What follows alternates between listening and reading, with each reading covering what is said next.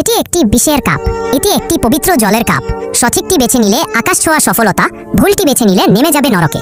এটি এমন একটি খেলা যা আজ পর্যন্ত কেউ শেষ করতে পারেনি। ইঁদুরটি বেছে নেয় বাম দিক, ফলস্বরূপে বিষ তাকে পুরোপুরি গ্রাস করে ফেলে। ভাগ্যে ভালো, তার এখনো 2টি প্রাণ বাকি। এইবার সে ডান দিকটি বেছে নেয়, তবু বিষময় পানীয় তাকে রেহাই দেয় না।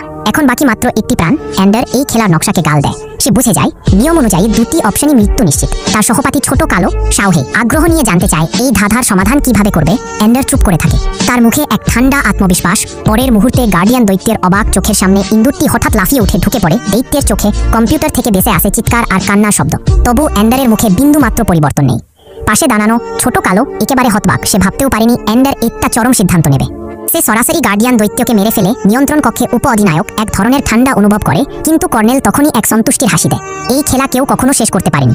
এটি ছিল সেনাবাহিনীর ভবিষ্যৎ কমান্ডারদের মানসিকতা যাচাইয়ের পরীক্ষামূলক যন্ত্র। 50 বছর আগে একটি পোকা জাতি নামের ভিনগ্রহবাসী প্রাণী পৃথিবীতে আক্রমণ করে। তখন মানব জাতি ছিল ধ্বংসের দ্বারপ্রান্তে।